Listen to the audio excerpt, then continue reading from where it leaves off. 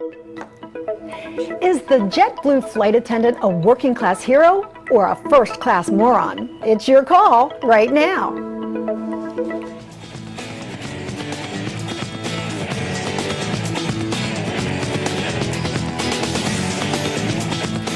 Steven Slater is to some a working class hero, a guy who had it up to here with his job and who basically said, take this job and shove it.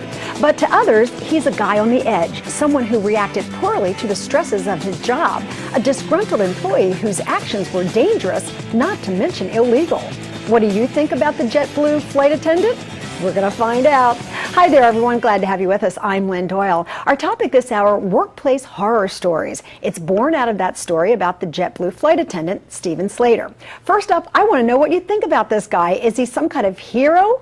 Or is he an example of how not to make your point? If you want to tell me what you think, email me right now your thoughts and your personal workplace horror story. I'm at lynn@lynndoyle.net. Have a great group of people here who are going to talk about this and tell us what to do if you find yourself feeling like you just about had it.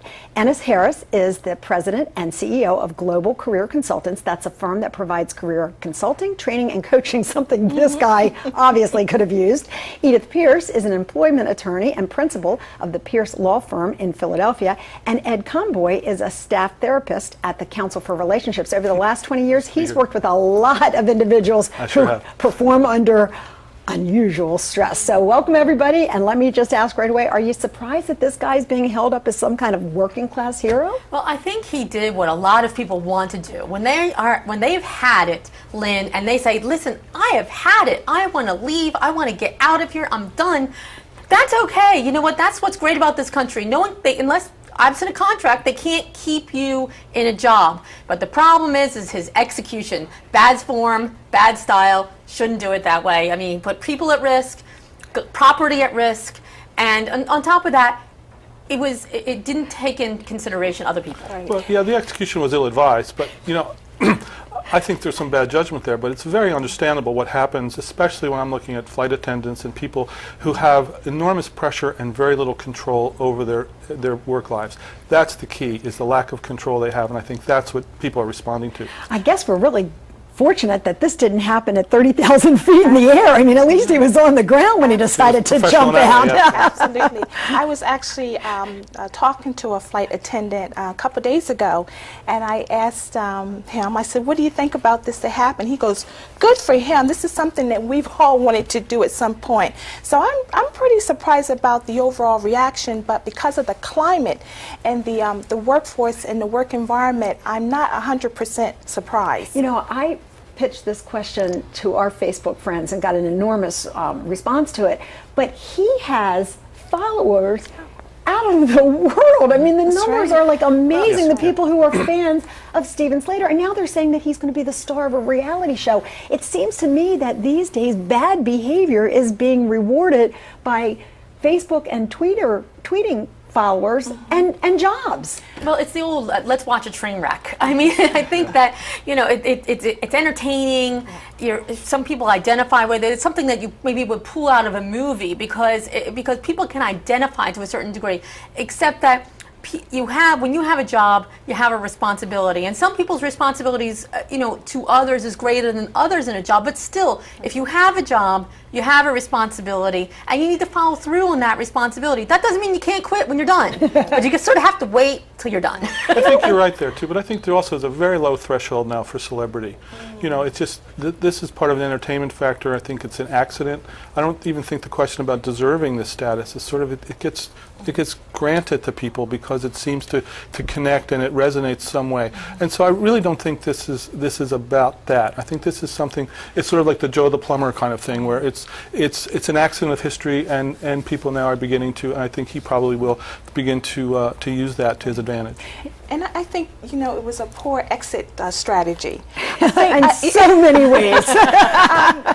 I'm going right down the chute, baby. But an entertaining one. Right, entertaining one. But I think a lot of people are very fed up.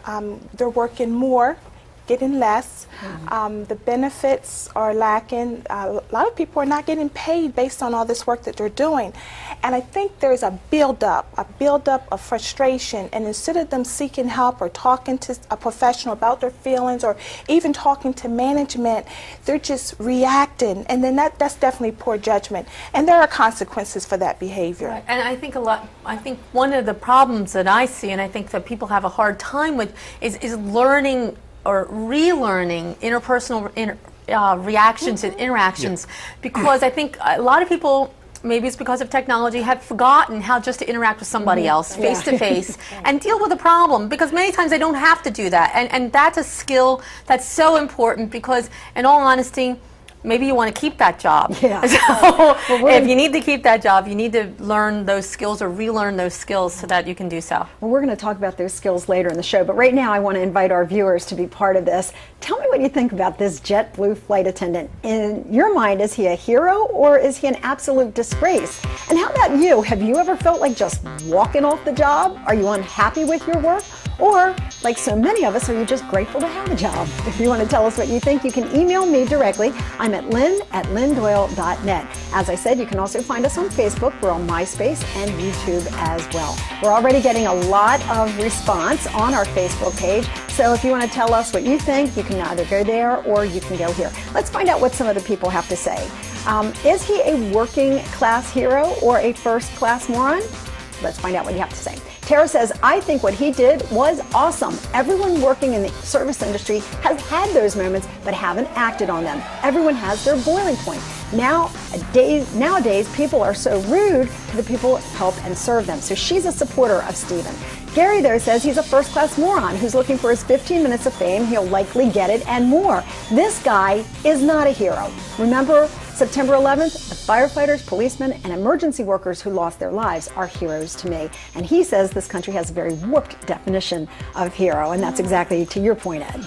Yeah, but I also think it's no accident that this was about a flight attendant, because I think the airline industry is the canary in the mine shaft. They're the ones that I think have been affected first and hardest early on as our economy is changing. And they have experienced enormous sacrifices and incredible pressures, especially happening in the summer. It's not an accident this happened now. Much like the passengers. I mean, you know, now this is a recipe for disaster, because if the working environment is already stressful, and of course traveling for us these days is stressful, you put these two together, we're lucky that this situation didn't boil over and actually be uglier. Right. My question, though, is that everyone who talks about this guy said he loved his job up until this incident, that he loved to fly, that he'd like to fly again. So it didn't sound to me like it was one guy saying, I've had it after 28 years, take this job and shove it. It was more like this one person just pushed him too far. Again, I think it was a buildup of experiences, of disappointment. I read something, I don't know if it's true or not, that his mother was dying or she was suffering an illness. I don't know if that's 100%, but that was what was written. So people bring their personal issues into work as well. My concern is from a managerial standpoint. I think a lot of people are disconnected with their managers, with people in which they need to talk to and convey what they're feeling, their experiences, and get the necessary training or coaching or counseling to help them to overcome these issues. All right, on that note, I have to take a quick break, but we're going to give you an opportunity to tell us what you think and what you should do if, in fact, you feel like you're about to explode at work. We're going to give you hints on that when we come back. Hopefully, we'll be here. If no one walks in.